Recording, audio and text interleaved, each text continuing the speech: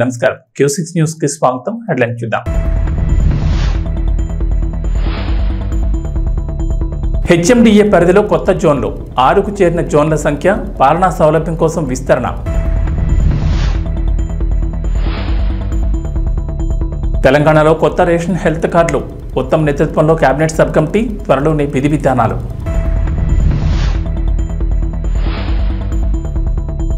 ఏపీలో సచివాలయాల ఉద్యోగుల రేషనలైజేషన్ ఆంధ్రప్రదేశ్ ప్రభుత్వం త్వరలోనే కీలక నిర్ణయం.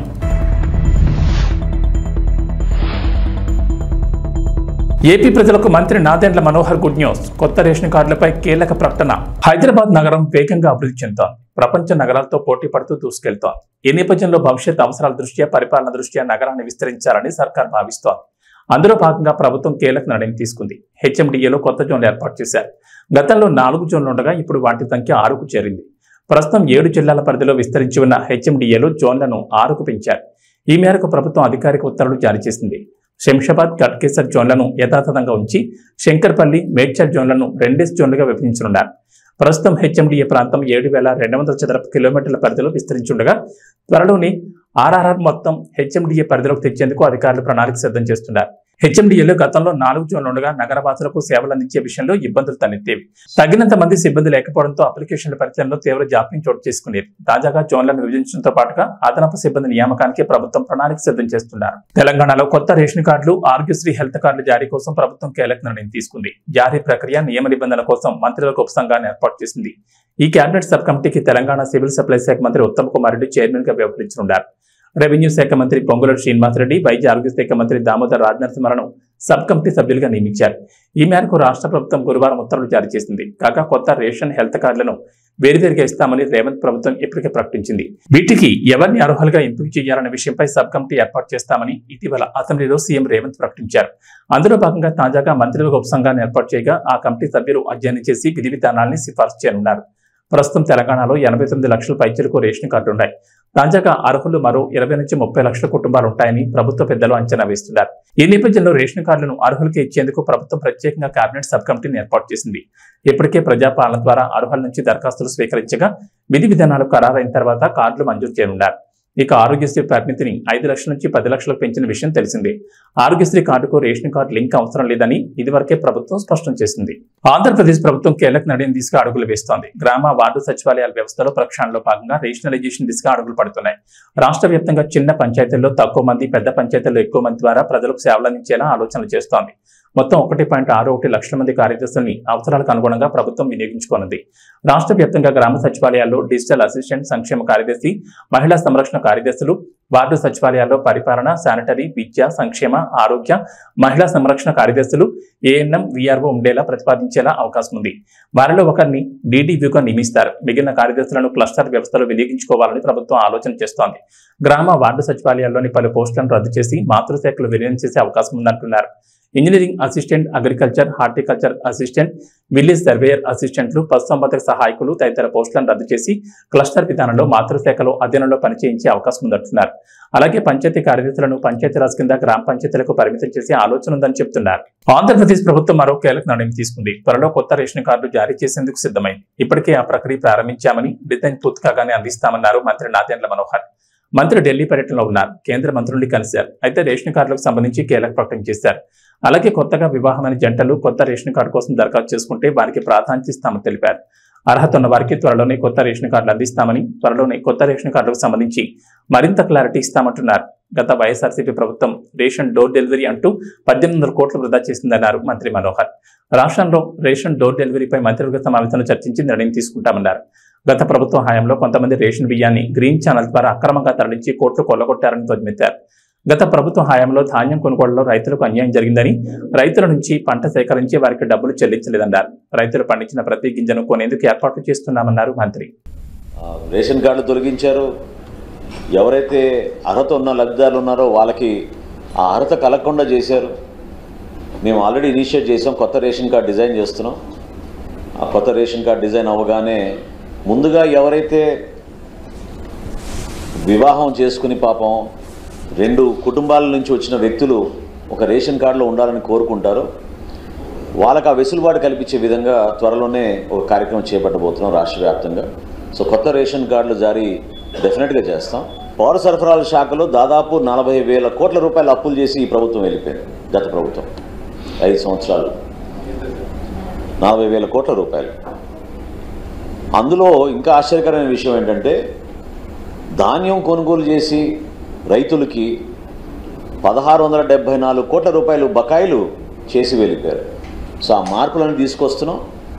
1,674 కోట్ల రూపాయల్లో ఇంత ఆర్థికమైన కష్టమైన పరిస్థితుల్లో కూడా 1,000 కోట్లు ఆల్రెడీ మేము వాళ్ళ ఖాతాల్లో జమ చేసాం మా ప్రభుత్వం వచ్చిన తర్వాత. ఇంకొక 674 కోట్ల రూపాయలు సోమవారం రాష్ట్ర వ్యాప్తంగా ఆ రైతాంగానికి అందే విధంగా రూపాయి కూడా బకాయి లేకుండా పౌర సరఫరాల శాఖ నుంచి ఆ కార్యక్రమం చేయబట్టబోతున్నాం. రాజీవ్ గాంధీ సివిల్స్ అభయహస్తం పథకం దరఖాస్తు గడువును పెంచుతూ సింగరేణి కాలనీస్ సంస్థ చైర్మన్ ఎండి ఎన్ బలరాం ఒక ప్రకటన విడుదల చేశారు. ఈ పథకానికి అప్లై చేసుకునేందుకు గడువు మంగళవారంతో ముగిగా దాన్ని ఆగస్టు 12వ తేదీ వరకు పొడిగిస్తున్నట్లు ఎన్ బలరాం స్పష్టం చేశారు. సివిల్స్ రాసేవారు ప్రిలిమ్స్ పరీక్ష క్వాలిఫై అయితే వారికి ₹1,00,000 ఆర్థిక సహాయాన్ని సింగరేణి కాలనీస్ సంస్థ అందించనుంది. అయితే ఈ పథకం కేవలం తెలంగాణ రాష్ట్రానికి చెందిన అభ్యర్థులకు మాత్రమేనని స్పష్టం చేశారు. గత నెల 20వ తేదీన తెలంగాణ ముఖ్యమంత్రి యనమల రేవంత్ రెడ్డి, ఉప ముఖ్యమంత్రి బట్టి విక్రమార్క చేతుల మీదుగా ఈ రాజీవ్ గాంధీ సివిల్స్ అభయహస్తం పథకం ప్రారంభమైంది. ఈ సందర్భంగా సివిల్స్ పరీక్షకు హాజరయ్యే అభ్యర్థులు ఇప్పటికే ప్రిలిమ్స్ పరీక్షను క్లియర్ చేస్తే ఈ పథకం కింద దరఖాస్తు చేసుకోవాలని సూచించారు. ఈ క్రమంలోనే రాజీవ్ గాంధీ సివిల్స్ అభయహస్తం పథకం దరఖాస్తుకు చివరి తేదీ ఈ నెల 6వ తేదీ అని తెలిపారు. అయితే తాజాగా గడువు పూర్తి కావడంతో దాన్ని పొడిగించాలని సింగరేణి కాలనీస్ సంస్థకు విజ్ఞప్తులు వెలువెత్తాయి. ఇవన్నీ మీతో పంచుకుంటున్నా అంటే ఇవాళ ఈ ఎగ్జామ్స్ అంతా ప్రిపేర్ అవుతున్నదంతా మీ సహచరులు, మీ ఏజ్ గ్రూప్, లేకపోతే మీ బంధువులు, మీ ఫ్రెండ్స్, స్కూల్లో కాలేజీలను చదువుకున్నారు. ఈ ప్రభుత్వానికి మొదటి ప్రాధాన్యత నిరుద్యోగ సమస్యను పరిష్కరించడము.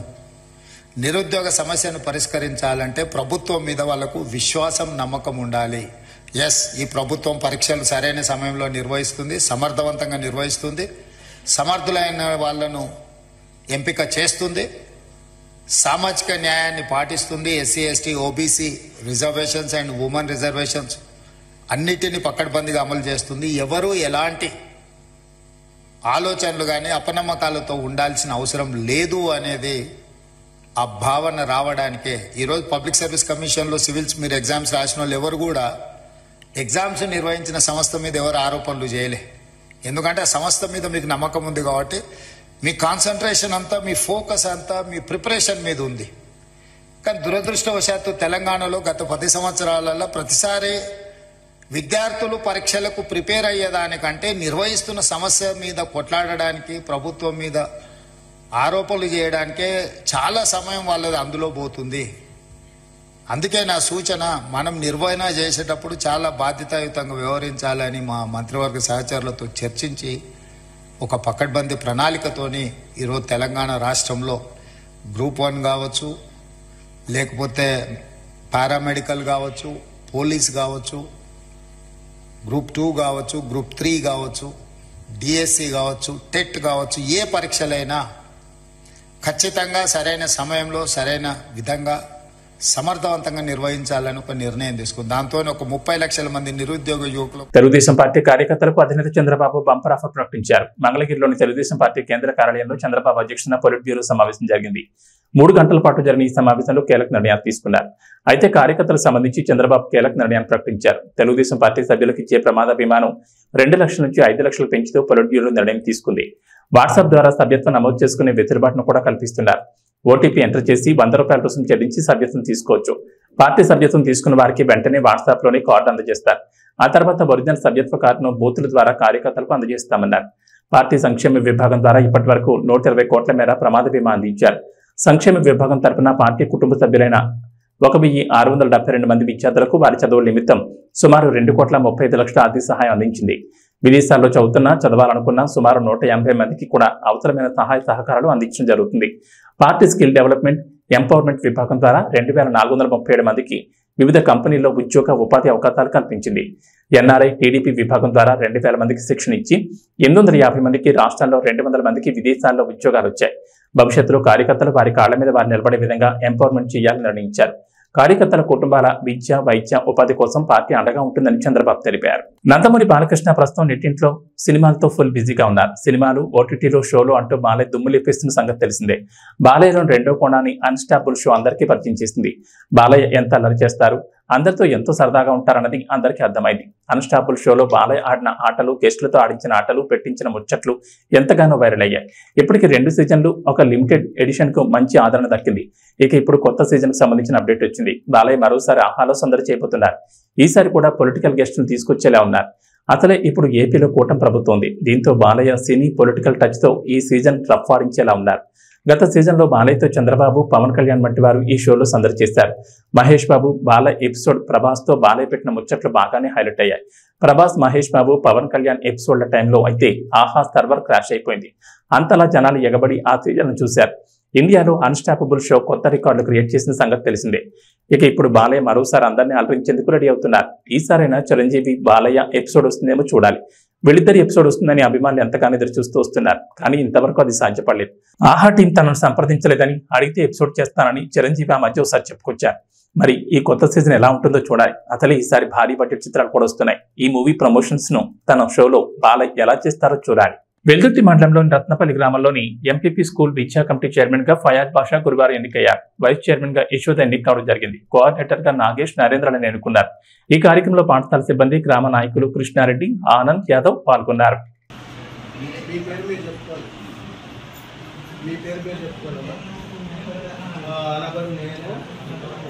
పాఠశాల యాజమాన్య కమిటీ సభ్యులుగా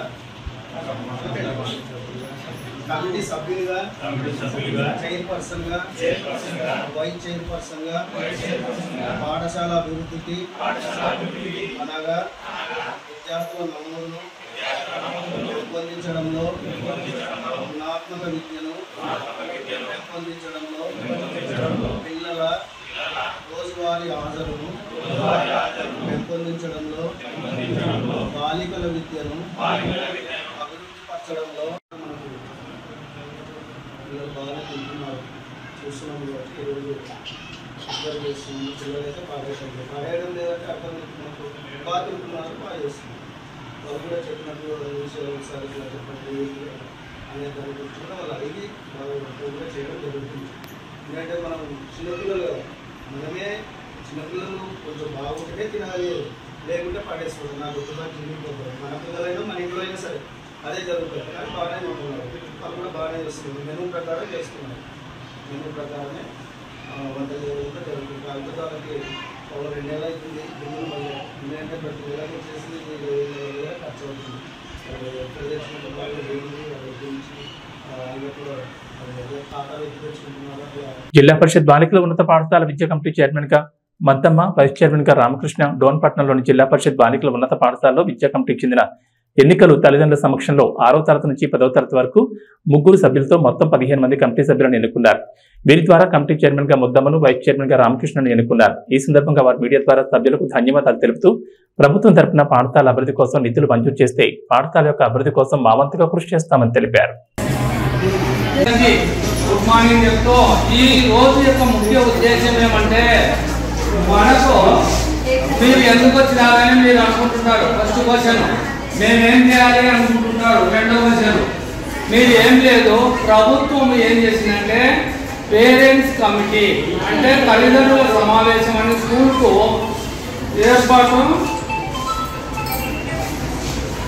ఏర్పాటు చేయవలసిన సమయం వచ్చింది. ప్రభుత్వము ఇక్కడ మీరు ప్రతి పేరెంట్ ఈ స్కూల్ యొక్క బాగోగులు ప్రశ్నించడానికి అవకాశం ఉంటుంది. బాగోగులు అంటే చదువుల విషయంలో కానీ మనం పెట్టే ఫుడ్ విషయం కానీ పరిశుభ్ర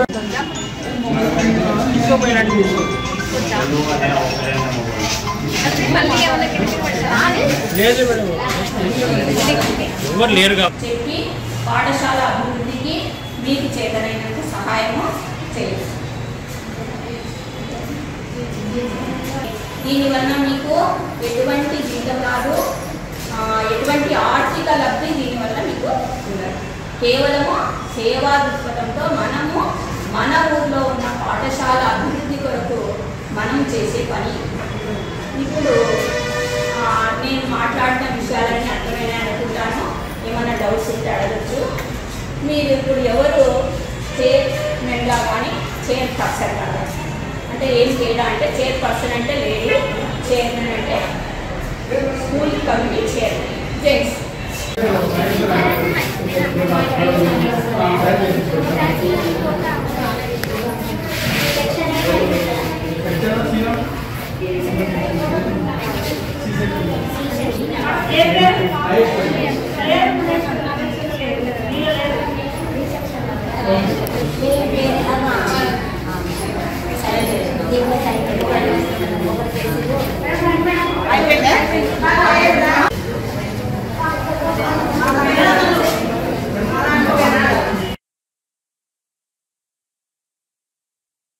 ఇల్లు కూడా కొన్ని కార్యక్రమం ఉంది. ఏమంటే మనకి చిన్న స్కూల్కి మనం అన్నీ చేసి చూపించగలం. పెద్ద స్కూళ్ళు టీచర్లు సెలవు పెడితే ఒక బాధ, మళ్ళీ ఈ కార్యక్రమాలు చేయాలంటే పిల్లలు గౌరవం చేసుకుంటారు. అట్లాంటి చిన్న చిన్నవి పిల్లల్ని బడి పంపించడం, క్రమశిక్షణ, తర్వాత మనకు గర్ల్స్ హై స్కూల్ ఇప్పటి వరకే ఏం సమస్యలు లేవు. క్లాస్ టీచర్ ఎవరు?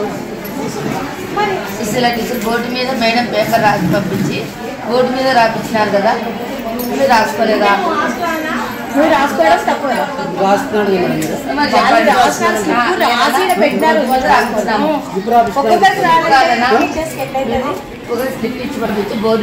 మల్కాజ్గిరి నియోజకవర్గం 137 వినాయక్ నగర్ డివిజన్ దీన్ దయాళ్ నగర్ లో గత 4 ఏళ్ల క్రితం భారీ వర్షాలకు సైకిల్ తొక్కుతూ వచ్చిన చిన్నారి సుమేధ నాలాలో పడిపోయి బండ చెరువులో శవమై తేలింది. అప్పుడు కొంతమంది అధికారులు నామమాత్రపు చర్యలతోనే సరిపెట్టారు. మళ్లీ వర్షాకాలంలో ఇలాంటి దుర్ఘటన పునరావృతం కాకూడదని సుమేధ ఉదంతాన్ని దృష్టిలో పెట్టుకుని ఎమ్మెల్యే మర్రి రాజశేఖర రెడ్డి అధికారులతో కలిసి దీన్ దయాళ్ నగర్ లో పర్యటించి నాలా పూడిక అట్టడుగు నుండి తీస్తేనే వరద నీటి ప్రవాహం కాలంలోకి చేరకుండా ఉంటుందని, అట్టడుగు నుండి పూడిక తీసి నాలాలో నుంచి చెత్తను పూర్తిగా తొలగించాలని అధికారులకు ఖచ్చితమైన ఆదేశాలు ఇచ్చారు. జరుగుతున్న పూడికతీత పనులను ఎమ్మెల్యే స్వయంగా తానే లోతైన నాలాలోకి దిగి పర్యవేక్షించారు. ఈ సందర్భంగా ఎమ్మెల్యే మాట్లాడుతూ గతంలో నాలా పూడిక తీయకుండా ఉండడంతో చెత్త పేరుకుపోయి వరద నీరు రోడ్లపైకి రావడంతో సుమేధ ఉదంతం జరిగిందని, ఇకపై అలాంటి సంఘటనలు జరగకుండా ఎప్పటికప్పుడు అధికారులతో సమీక్షా సమావేశాలు నిర్వహిస్తానని చెప్పారు.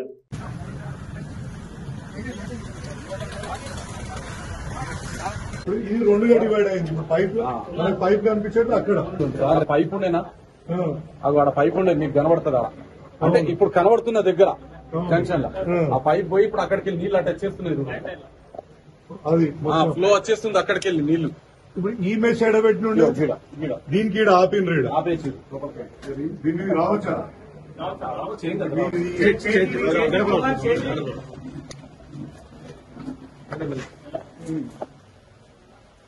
అది అవతల దీని దయాళ్ ఇప్పుడు పోతాం. దీని దయాళ్ నగర్ అక్కడికి వెళ్తాం. ఇదంతా సెంటే కదా పైన చెత్తలు అవి మన బట్టలు వస్తాయి కదా. ఓకే, అది తీసుకుంటాం. లోపల సీటు కూర్చుని ఉన్నది ఆ పైన ఉన్నాయని తీసుకుంటే అవి తీసేస్తాం. మీకు చూడండి, ఇది తీసుకోండి. ఈ 4-5 పోయేటట్టు ఉన్నాయి కదా. 4 ఇవి కాదు సార్, పైన స్లాబ్ ఉంటుంది. అచ్చా మీరికేం బండ్లు పోతాయి. మౌంటాన్ తీసి ఓకే కుంగిపోయే ఛాన్సెస్ ఉన్నాయి. చాలా క్లియర్ ఉంది. మనం ఈ సెంటర్ తీస్తే అసలు నీళ్ళు ఆగే పరిస్థితే లేదు.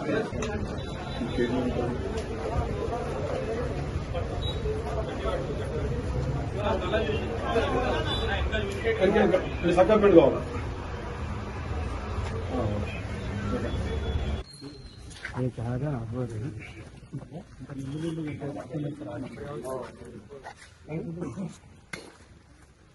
ఈ ఫిల్ట్ వెళ్ళిపోతే నాకు తెలిసి ఇది మునగదు అంతే.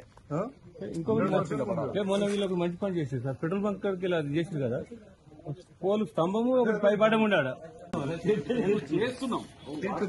ఒక చూడు అట్లా దిగిండు కదా మనిషి, చేస్తుడు కదా, మెల్లగా ఒక్కొక్కటి అయిపోయింది.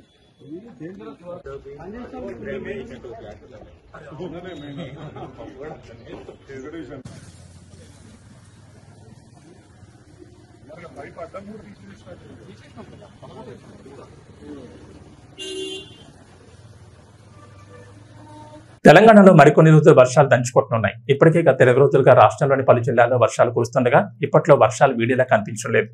బంగాళాఖాతంలో ఏర్పడిన ఉపరితల ఆవర్తనంతో కారణంగా తెలంగాణలో నేటి నుంచి 2 రోజులు భారీ వర్షాలు కురుస్తాయని హైదరాబాద్ వాతావరణ కేంద్రం అధికారులు వెల్లడించారు. కొన్ని జిల్లాల్లో కొండపాత వర్షాలు కూడా ఛాన్స్ ఉందని చెప్పారు. నేడు మంచిర్యాల, నిర్మల్, నిజామాబాద్, జగిత్యాల, ఆదిలాబాద్, కొమరంభీం, ఆసిఫాబాద్, రాజన్న సిరిసిల్ల, మహబూబ్ నగర్, వనపర్తి, ఖమ్మం, మహబూబాబాద్, సూర్యాపేట, వికారాబాద్, జయశంకర్, భూపాల్పల్లి, ములుగు, భద్రాద్రి కొత్తగూడెం, సంగారెడ్డి, కామారెడ్డి, నారాయణపేట జిల్లాలో భారీ వర్షాలు కురిసే ఛాన్స్ ఉందని చెప్పారు. ఈ మేరకు ఆయా జిల్లాలకు ఎల్లో అలర్ట్ జారీ చేశారు. ఏబీ బులెటిన్ విశేషాలు. నమస్కారం.